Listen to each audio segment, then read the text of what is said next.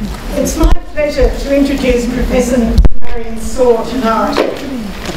Apart from being the former head of the Political Science program of the Research School of Social Sciences, and Marian is now an Adjunct Professor in the School of Political Science and Industrial Relations in the ANU College of Arts and Social Sciences, Marian is a very special person to the archives because she's one of our depositors. There are two Marian Sawyer collections in the archives. One is her records as the Equal Employment Opportunity Consultant of the ANU in the 1980s, and the other are her research papers relating to the removal of the Commonwealth Government marriage bar. So we were delighted when she agreed to give our annual lecture. Marian speaks to us tonight on the topic, Feminism for the 21st Century. Please join me in welcoming her.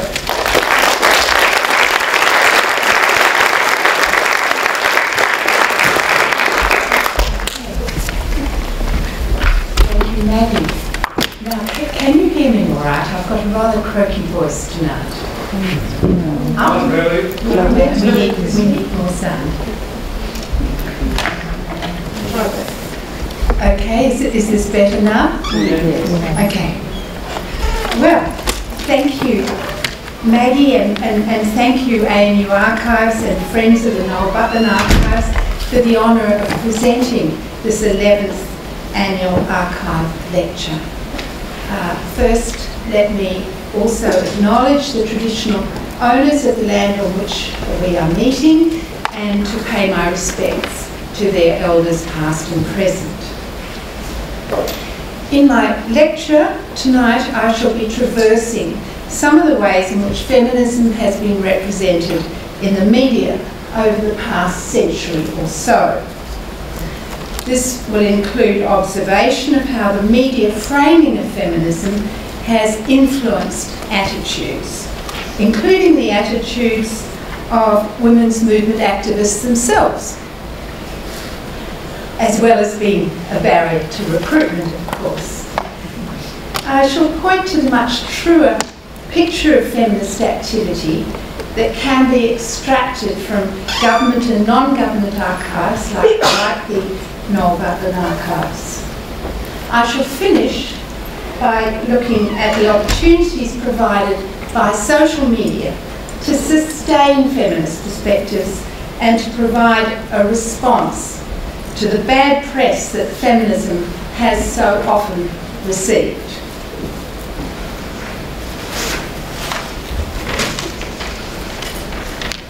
To start with the media framing of feminism, from the beginning, women engaged in the struggle for the vote were depicted as unattractive to men. This has proved a hardy evergreen ever since. Even if the unattractive characteristics attributed to feminists have varied over time. During the campaign for the vote, male cartoonists regularly depicted women activists as scrawny, beaky-nosed, short-sighted, and armed with umbrellas for attacking men. That was a cliche of cartooning in the English-speaking world in the period between the 1890s and 1914, if not beyond. And we'll look at one example from the 1890s in Australia from the Bulletin, a very famous cartoon, The Shrieking Sisterhood by Hop. And hopefully you can see that the Women's Christian Temperance Union delegation is short-sighted, of course. Two of them have spectacles. One is armed with the umbrella, at least one is armed with the umbrella for attacking the Premier George Dibbs, of course. And they also have a petition, which was a very characteristic form of suffrage activity. But on the other side, we see the horrendous consequences of feminism. What might happen if women were to gain the vote. This quite inappropriate scene is taking place on the left of the man wearing his smoking cap and smoking his pipe being forced to wash the dishes and to mind the baby. So horror. But while male cartoonists and poster artists in this period depicted women who wanted the vote as short-sighted, vinegary and unattractive, they presented women who were not interested in equality as rounded and buxom and not needing spectacles. So a very attractive woman opposing suffrage at the front, and the terrible harridan behind who wants the vote and is armed with a hammer, of course, for breaking glass shop windows. So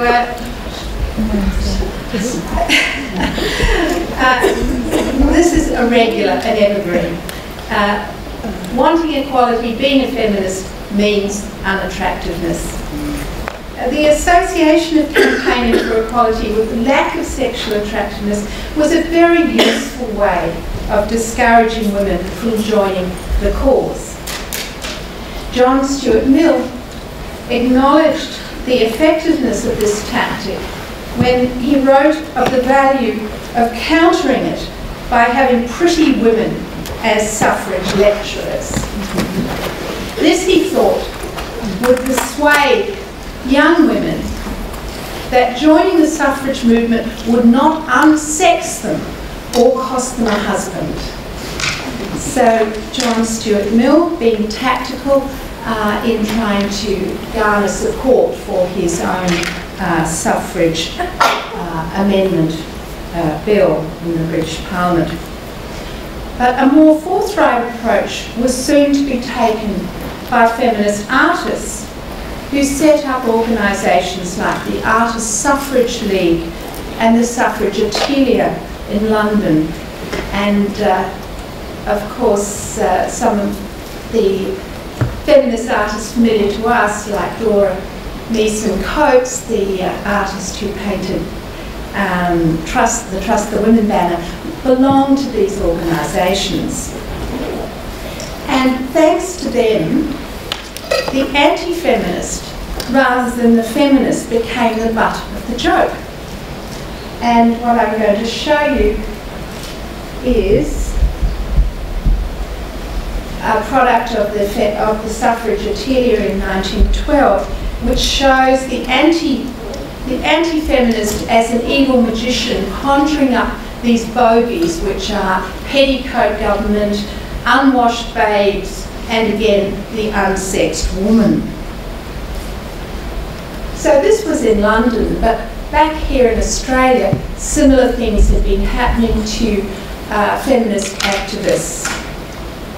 Australian suffragist Vida Goldstein experienced the full range of hostility from cartoonists. In 1900,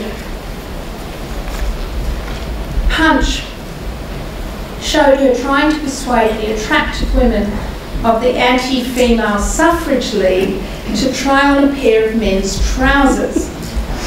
They replied, "Take away the horrid things."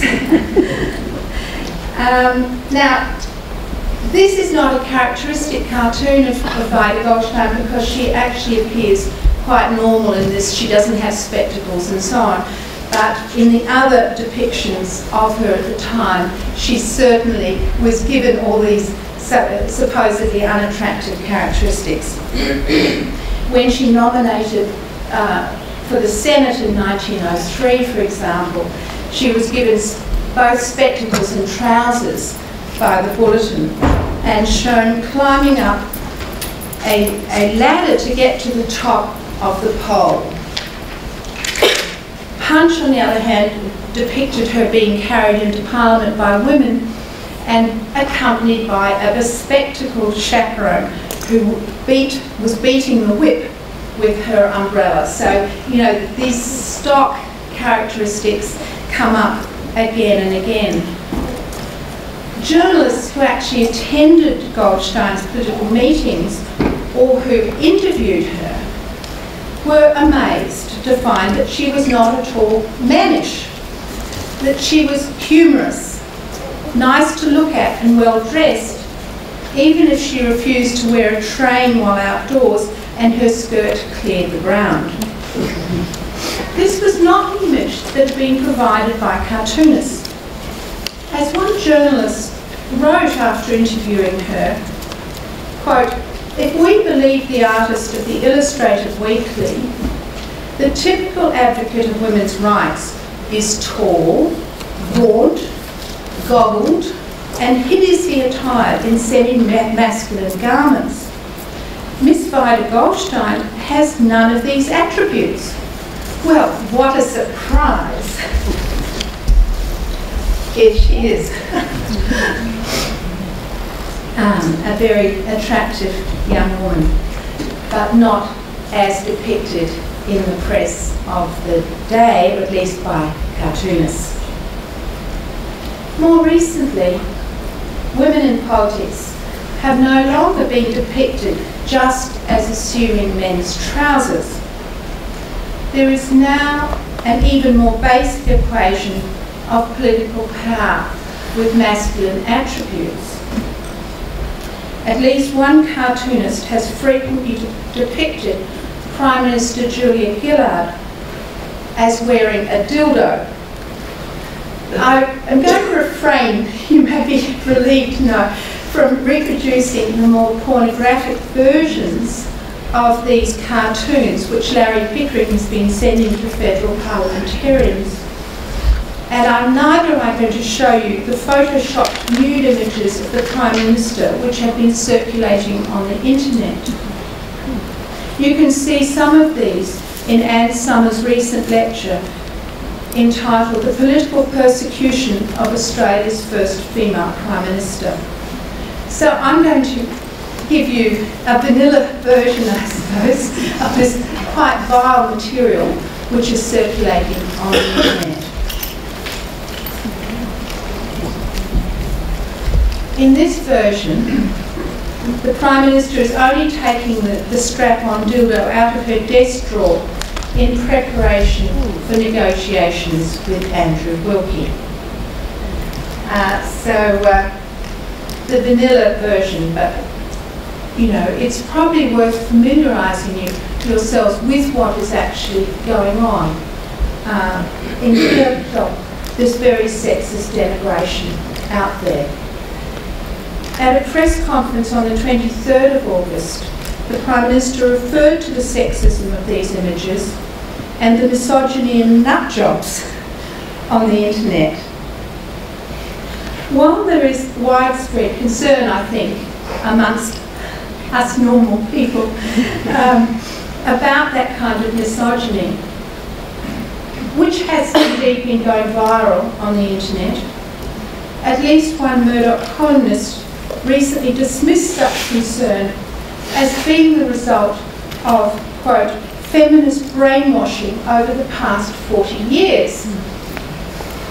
The idea that feminists have been rounding up the population and sending them off to boot camps for feminist re-education might be attributed to a somewhat fevered imagination if it was not part of such a persistent campaign of denigration.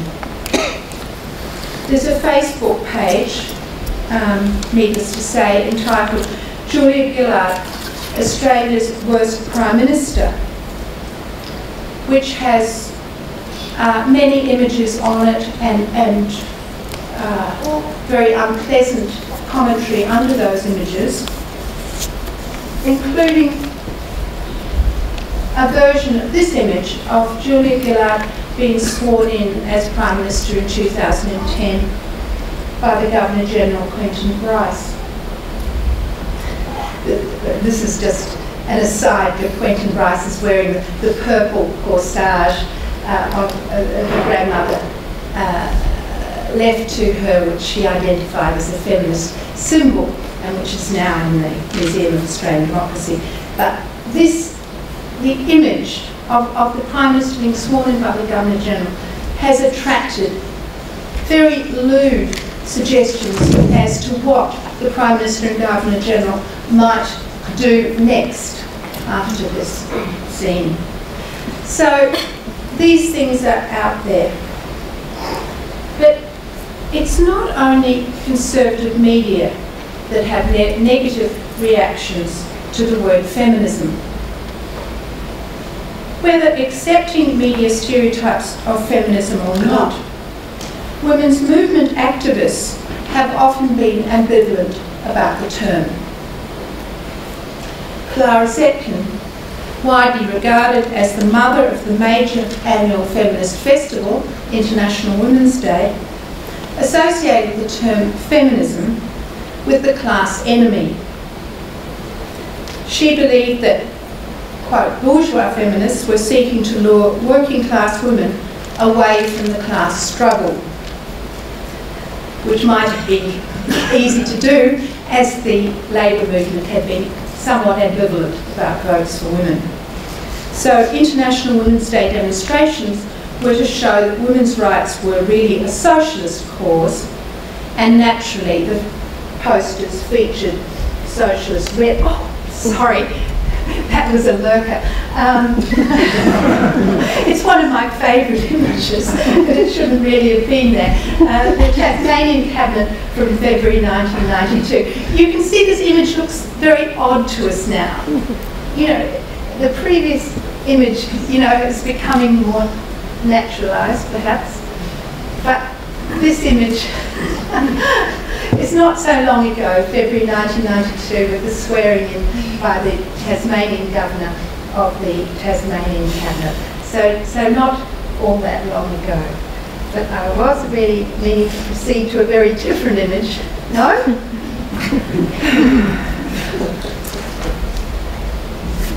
Okay.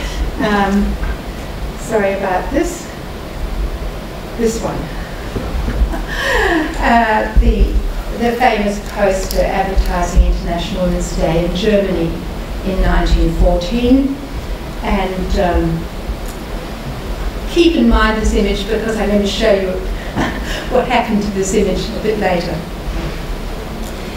In the interwar period, feminism had a rather different but still negative association in the United Kingdom and in other Western democracies.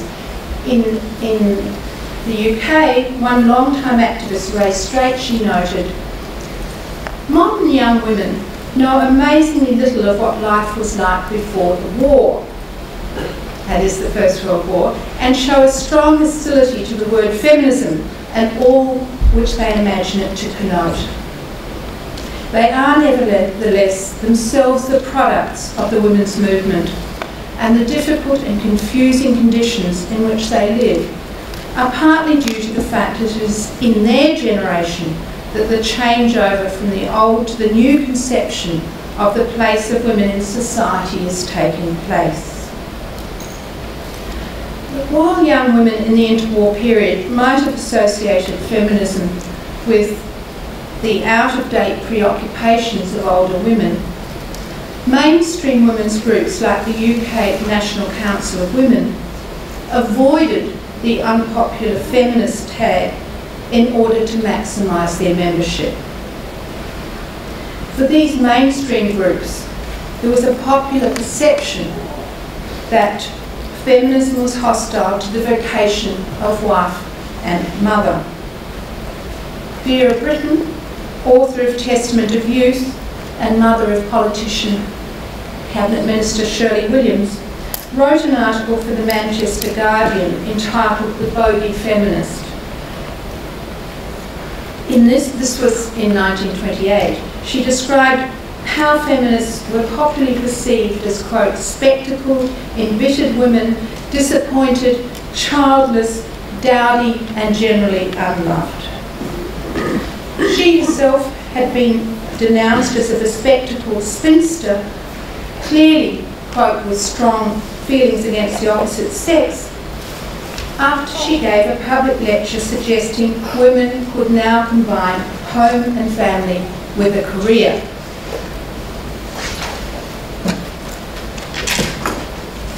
also those with the kind of associations of feminism.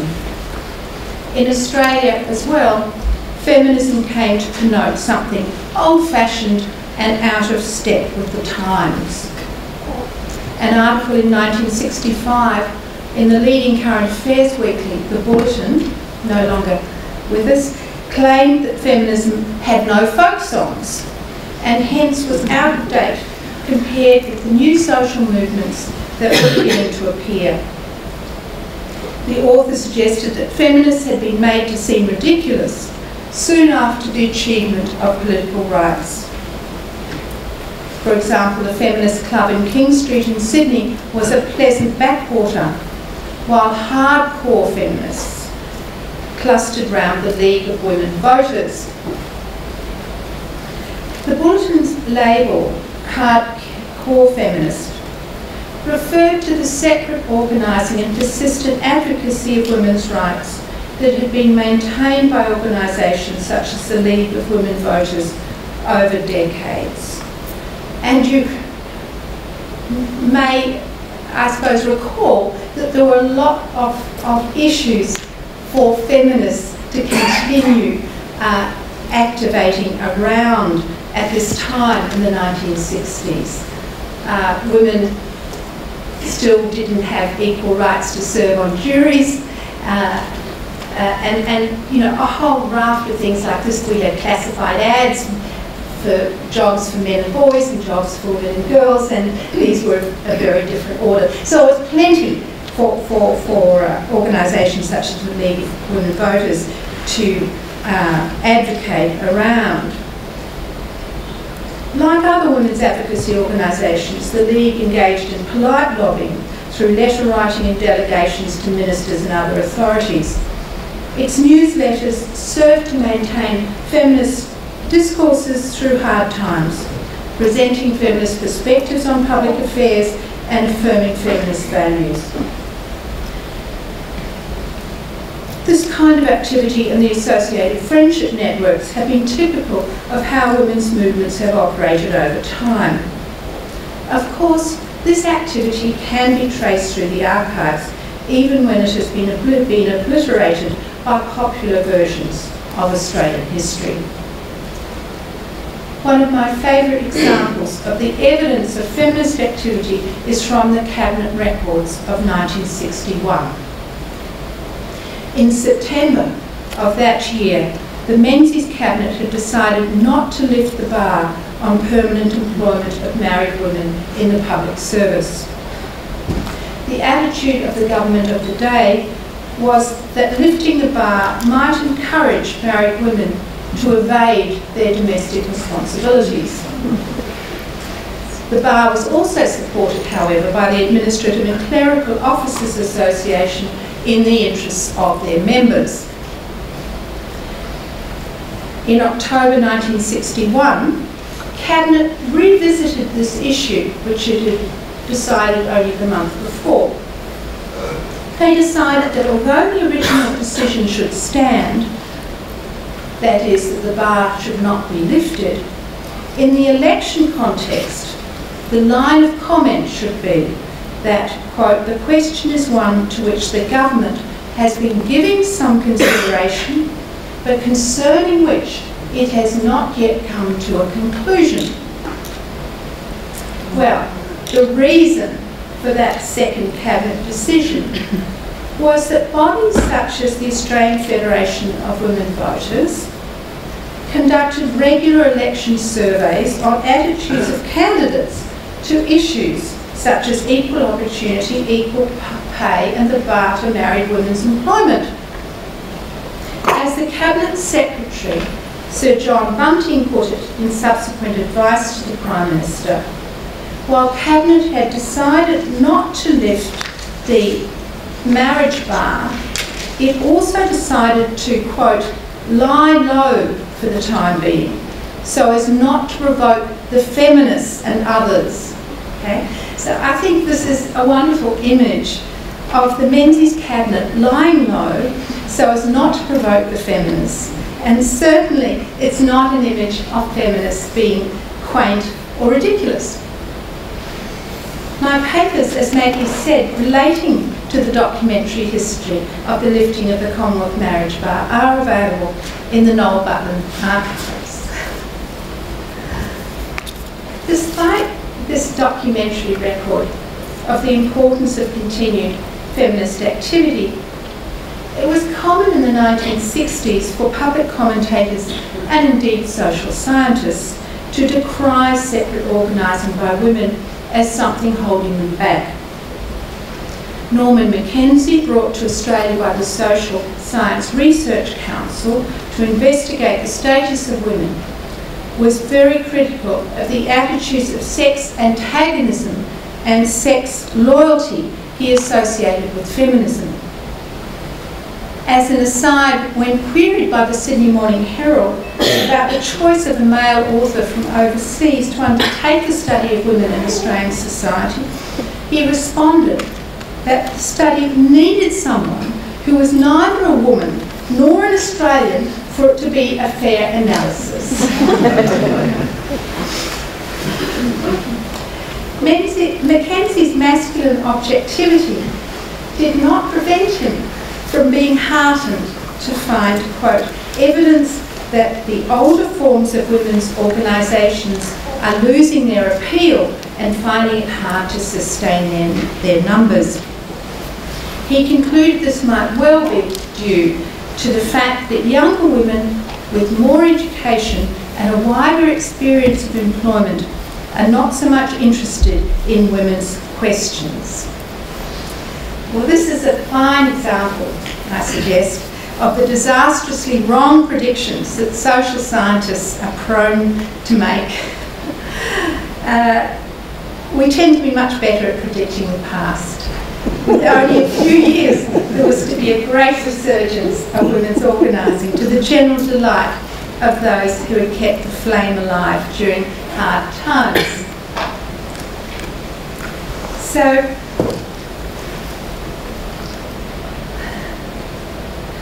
despite the resurgence of women's movement activity, the media image of feminism as quaint, out of date and basically ineffectual made it perhaps unsurprising that when the second wave of the women's movement arrived, young women at first did not want to be seen as feminists.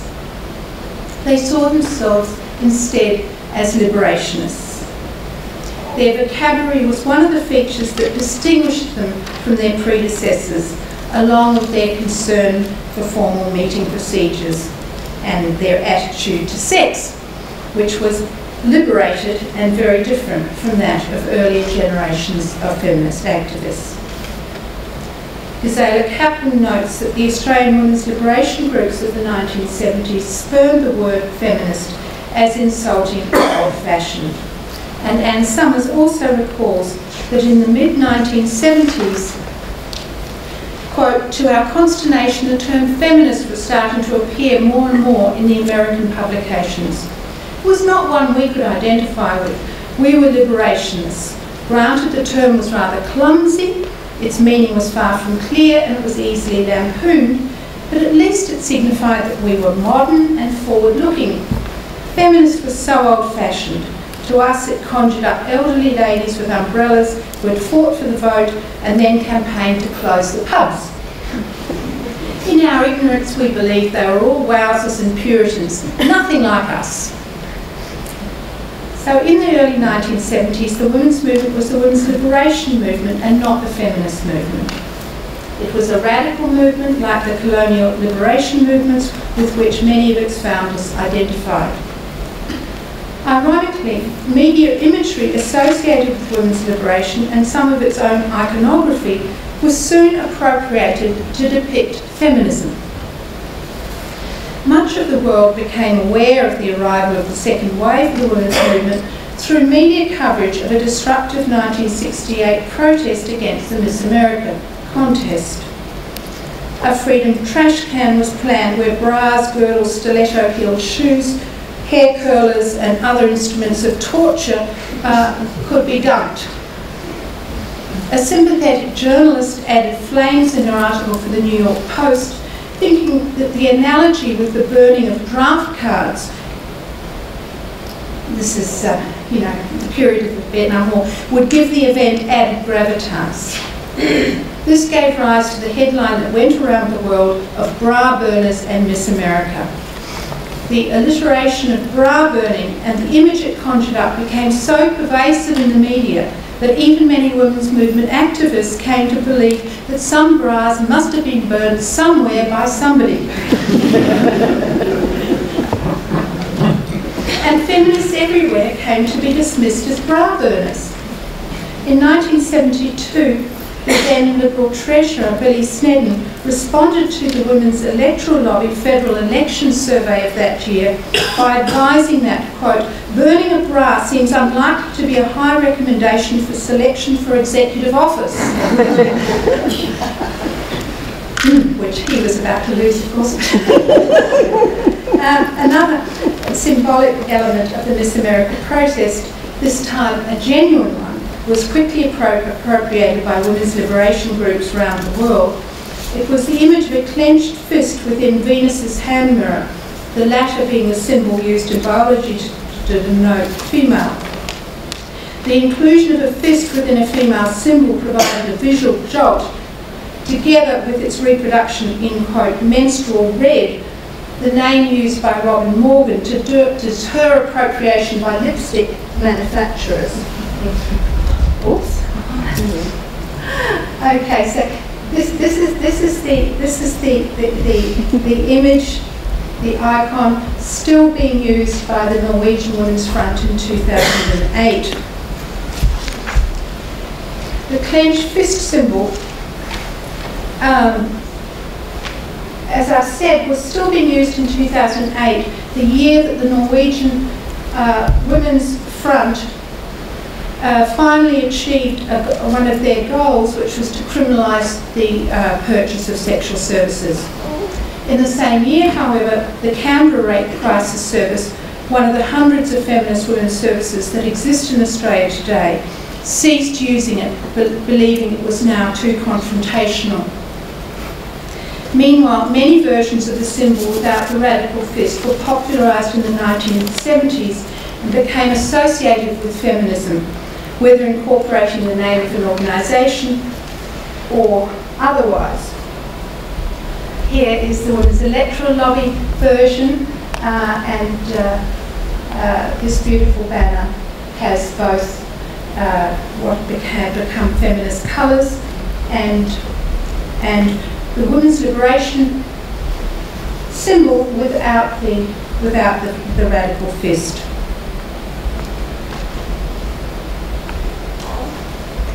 And here's the International Women's Year version of it with the peace dove and an equal sign as well. Later used by the UN Commission on the Status of Women and by UNIFEM.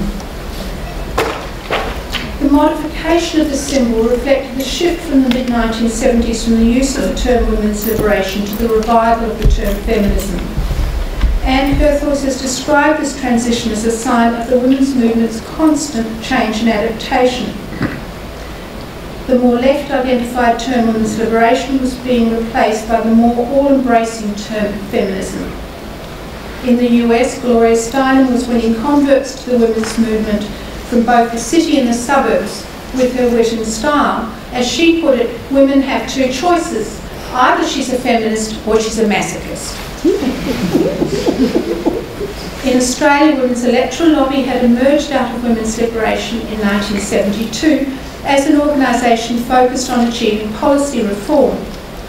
While at first WELL members saw themselves as part of a brand new movement, they soon discovered the continuity of the women's movement over the longer haul, and the term feminist became an important identifier for them. The 1980 WELL papers began with a period woodcut in the 1915 definition of feminism. Mother, what is a feminist? A feminist, my daughter, is any woman now who cares to think about her own affairs as men don't think she oughta. At the same time as the revival of the term feminist came the rediscovery of the colours of the Women's Social and Political Union, founded by the Pankhursts. These became the dominant colours of feminist events from 1975 in Australia and those who wore the colours felt they were expressing solidarity both with other women and with their feminist forebears. The Women's Social and Political Union colours became the dominant colours of International Women's Day, as can be seen from how the 1914 German International Women's Day poster turned from red to purple, green and white, but whether we can recapture that is enough. Here we are. So the original red poster has become purple, green and white during this new efflorescence of feminism in Australia.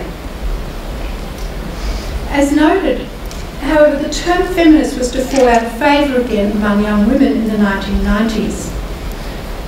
Surveys found that while young women supported equal rights and non-traditional roles for women, the term feminism evoked negative responses. This is a phenomenon which has been labelled, "I'm not a feminist, but." So the term feminism became a flashpoint for intergenerational tensions in the 1990s, when the pressures of combining work and family would be seen as the ambivalent legacy of feminism to the new generation, the myth of having it all. Feminism had supposedly persuaded women they could be superwomen who juggled home and work with ease, or else that fulfilment lay in a briefcase. Feminism was responsible for women putting their careers ahead of babies, till in some cases it was too late. Quote, "Feminism stole my babies." In 2012, this year, Princeton academic Anne-Marie Slaughter, who had given up a job in the Obama administration involving 16-hour days, wrote a cover story for The Atlantic entitled, "Why Women Still Can't Have It All." In the week after its publication, more than 1 million people read it online and 160,000 people commented on Facebook. That's in the first week after its publication. This phenomenon was written up in the Murdoch press under banner headlines such as, quote, "Death of the Feminist Dream," as though having it all was a feminist concept and feminists had dreamed of women having 16-hour days in the paid workforce. But of course, feminism has often been proclaimed to be over in recent times. It's said that by 1998, Time magazine had proclaimed the death of feminism at least 119 times over the past 40 years. So feminism had died 119 times, according to Time, in the years since 1969. Feminism failed, the news magazine said, because it had left women worse off than before. An odd perspective, even if one takes into account the failure to achieve adequate childcare and community services in the face of increased policy influence of neoliberalism. Quite apart from those standard failure of feminism stories are the more extreme denunciations which one can find coming from American tele-evangelists such as Pat Robertson, who apparently told his flock that, quote, "Feminists encourage women to leave their husbands, kill their children, practice witchcraft, become lesbians and destroy capitalism."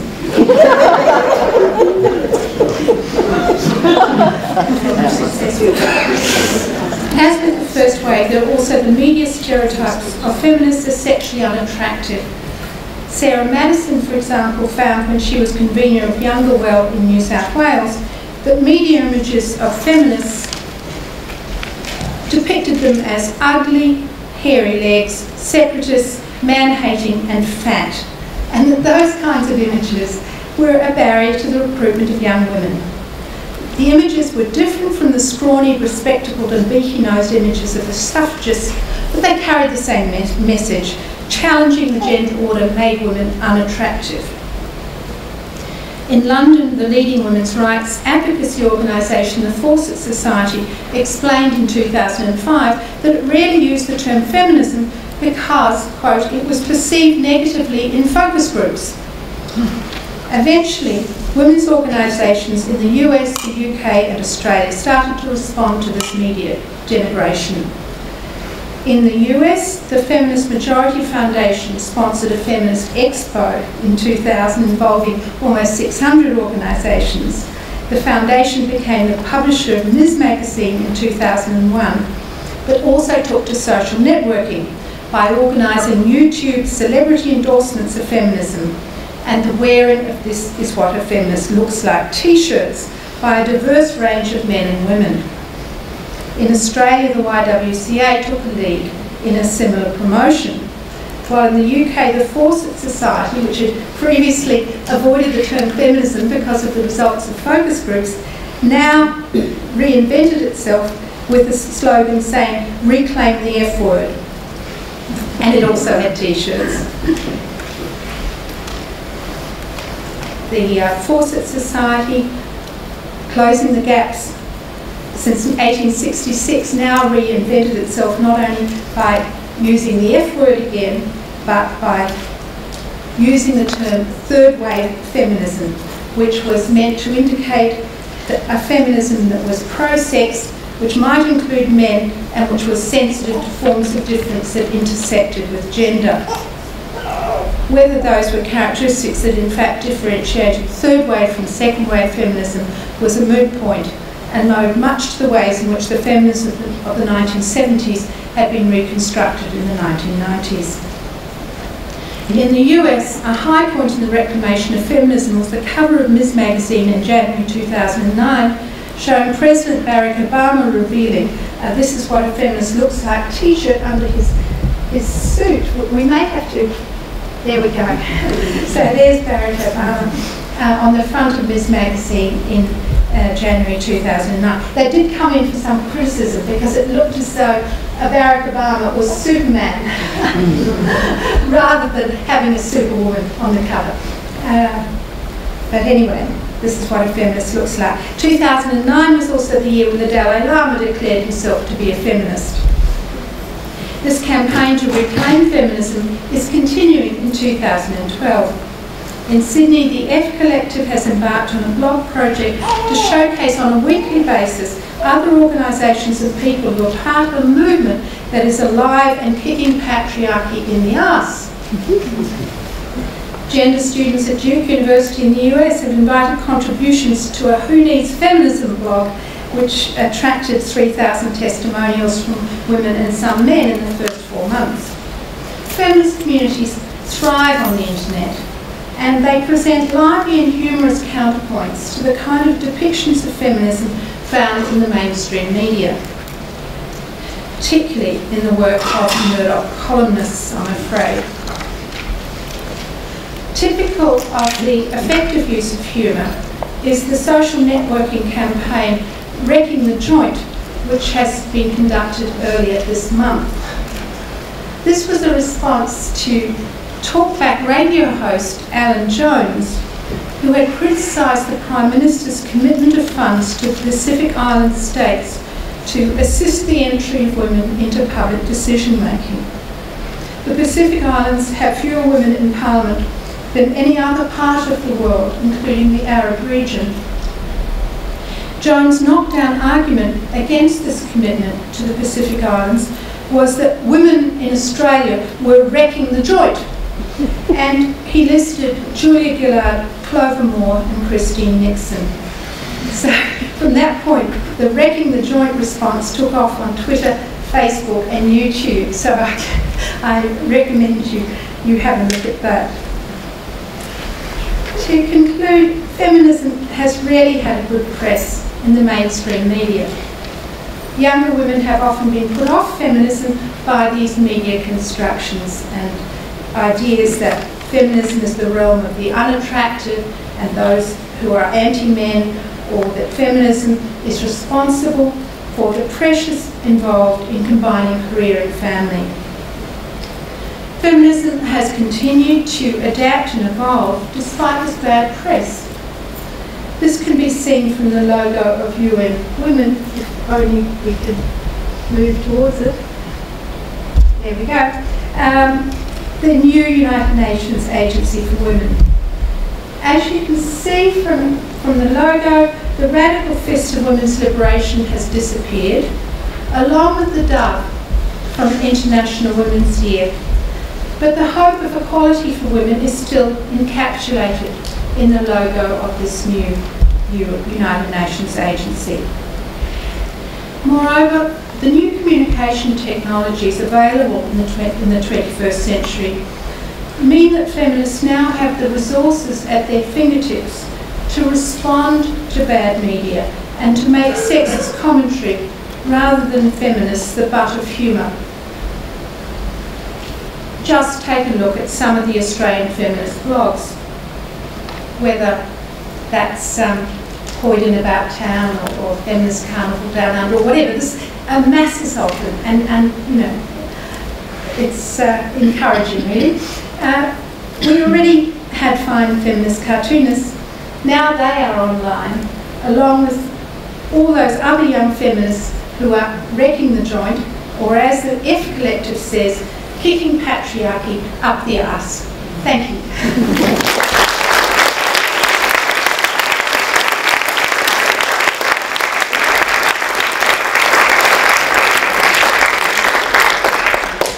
Thank you, Marian. I'm glad your voice lasted till the end. Will you be up to some questions? Yes, or statements. Or statements. Does anyone have any questions or comments? We've got one up the back there. Well, I was just wondering if you could explain how white left the green, white and violet array of colours. Sorry, can you just repeat that? Sorry, it used to be purple, green and white are the colours and people in the vote. And somehow white isn't used much anymore, it just seems to be purple and green. Can you explain that shift in colours? Well, the idea that green, violet and white stands for Give Women the Vote, or, you know, is a symbolic representation of the slogan Give Women the Vote, is, you know, one of these wonderful myths that we generate in the women's movement and hold on to sometimes for a long time. That's not what it stood for. Purple, green and white had specific meanings when they were adopted by the Women's Social and Political Union. You know, purity, a new beginning, renewal, purple for dignity, and so on. So that's not what it meant. I mean, though, thanks to Elizabeth Reed here, these colours became the symbol of the women's movement in Australia from 1975 in particular, because of the mobilisation which came around International Women's Year with the quite generous for the time slice of government funding which Elizabeth had thought of and delivered. So there was a big feminist mobilisation in 1975. These colours, which also appeared in the symbol for International Women's Year in Australia on the stamps, became adopted and used constantly. But, I mean, purple and green, you know, tend to reproduce better. I think it's probably, you know, a purely practical thing. You still see purple, green and white in some images, but as you're right, purple is often on its own as a signifier now of the women's movement, and this has been true of the Canadian women's movement. They never really cottoned on to purple, green and white like we did in Australia, but they used the purple. Thank you.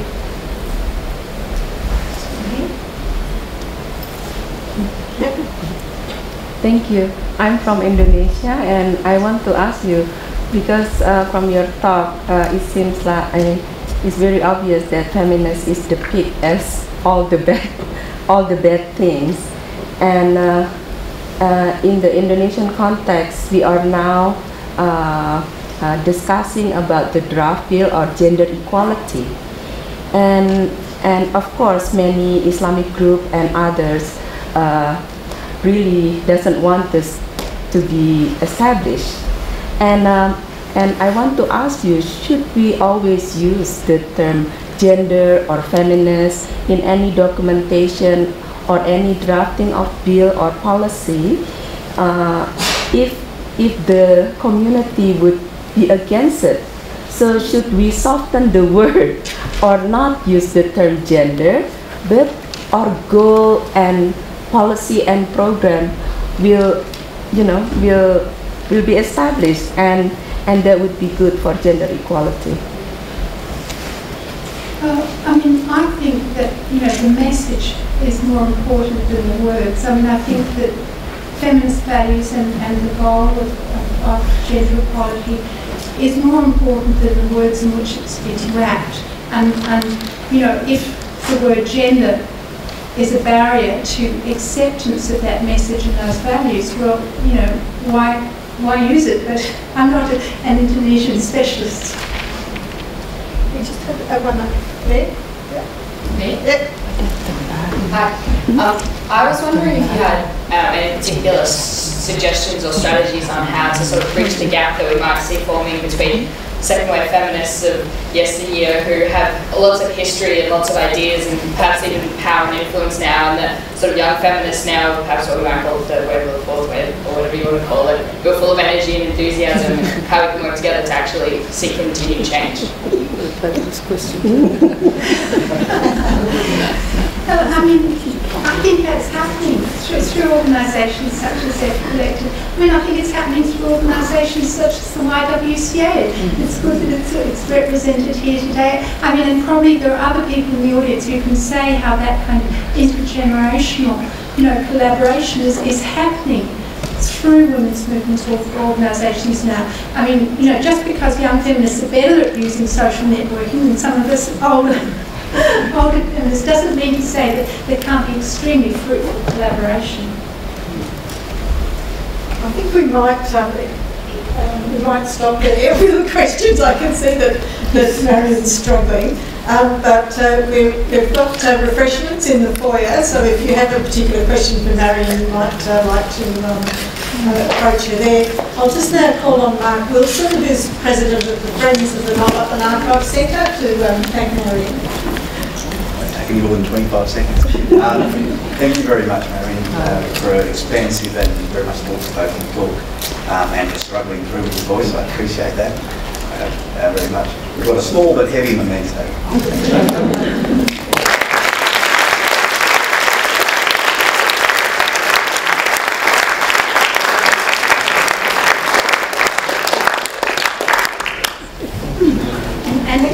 And thank you all for being such a very attentive audience. Much better than introduction to politics.